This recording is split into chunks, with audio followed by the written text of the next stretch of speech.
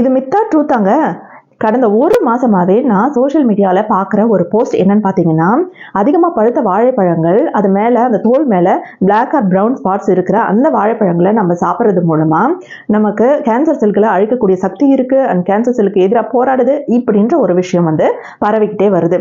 So நானும் இதை நம்பி தான் இருந்தேன். கடந்த ஒரு மாசமாக நிறைய பேர் இந்த போஸ்ட்டை ஃபார்வர்ட் பண்ணிகிட்டே இருந்தாங்க. ஸோ இது உண்மையாக தான் இருக்கும் அப்படின்னு நான் நினச்சிட்டேன். ஆனால் அது உண்மையா?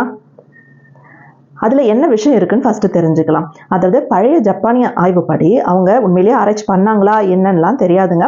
அதில் போட்டிருந்த விஷயம் பழைய ஜப்பானிய ஆய்வுப்படி அந்த பழுத்த வாழைப்பழங்கள், அதாவது அதிகமாக பழுத்த வாழைப்பழங்களுக்கு, சாதாரணமாக நீங்கள் பழுத்துட்டு நார்மலாக பழுத்த வாழைப்பழத்தில் கிடையாது, அதிகமாக பழுத்த வாழைப்பழத்தில் டிஎன்எஃப் அப்படின்ற ஒரு மூலக்கூறு இருக்குது அப்படின்னு சொல்லியிருந்தாங்க. அந்த டிஎன்எஃப்னா என்ன? டியூமர் நெக்ரோசிஸ் ஃபேக்டர் அப்படின்ற ஒரு விஷயம் அந்த அதிகமாக பழுத்த வாழைப்பழங்கள் இருக்குது, அதனால இது கண்டிப்பாக கேன்சர் செல்லுக்கு எதிராக போராடும் அப்படின்ற ஒரு ஆய்வுப்படி, அதாவது பழைய ஜப்பானிய ஆய்வுப்படி சொல்லியிருக்காங்க அப்படின்ற போஸ்ட் தாங்க வைரலாக பரவிட்டே வந்தது. ஆனால் இது பார்த்தீங்கன்னா ஹியூமன்ஸ்க்கு அது டெஸ்ட் பண்ண கிடையாது, அனிமல்ஸுக்கு தான் டெஸ்ட் பண்ணியிருக்கிறாங்க.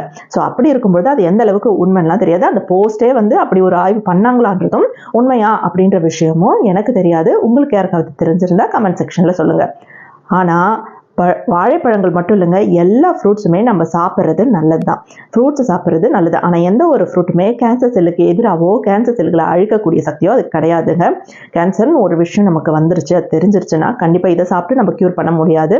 நம்ம டாக்டர் கிட்ட தான் போகணும். அப்போ அந்த அதிகமாக பழுத்த வாழைப்பழங்களாக இருந்தாலும் சரி, பழுத்த வாழைப்பழங்களாக இருந்தாலும் சரிங்க, அதில் நிறைய விஷயங்கள் இருக்குங்க. ஆன்டி ஆக்சிடென்ட்ஸ் இருக்குது, மினரல்ஸ் இருக்குது, பொட்டாசியம் இருக்குது, விட்டமின்ஸ் இருக்குது. ஸோ அது நம்ம சாப்பிட்றது மூலமாக நம்ம இம்யூனிட்டி நல்லா அதிகமாக இருக்கும், நம்மளுக்கு நல்ல எனர்ஜி கிடைக்கும். நீங்கள் டயர்டாக ஃபீல் பண்ணுறீங்க அப்படின்னா ஒரு வாழைப்பழம் சாப்பிட்டு பாருங்க, உடனே இன்ஸ்டன்ட் எனர்ஜி உங்களுக்கு கிடைக்கும். ஸோ அதுக்காக அதெல்லாம் சாப்பிடலாம். டெய்லி ஒரு வாழைப்பழம் சாப்பிட்றதும் நல்லது தான்.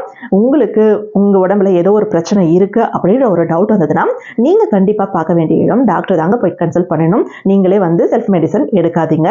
ஸோ இந்த மாதிரி வர போஸ்ட்டு எல்லாத்தையும் அப்படியே நம்பிடாதீங்க. நிறைய தேடி பாருங்கள், கூகுளில் தேடி பாருங்கள், ChatGPT கிட்ட தேடி பாருங்கள். ஸோ இது உண்மையானு தேடி பாருங்கள். உங்கள் பக்கத்தில் இருக்கிற டாக்டர்ஸ் கேட்டு தெரிஞ்சுக்கோங்க அவங்க கிட்ட எல்லாம். ஸோ இது உண்மையாங்க அப்படின்னு அவங்களும் சொல்லுவாங்க. கண்டிப்பாக இதனால் க்யூர்லாம் பண்ண முடியாதுங்க, ஆனால் பழத்தை சாப்பிடுங்க அப்படி தான் சொல்லுவாங்க. ஸோ நீங்களும் வாழைப்பழம் டெய்லி ஒன்று எடுத்துக்கோங்க. ஆனால் இந்த மாதிரி போஸ்ட்லாம் அப்படியே நம்ப வேண்டாம், சரிங்களா? நெக்ஸ்ட் ஒரு சூப்பரான மித் ஆர் ட்ரூத்தோட வரேன். Tata, bye by.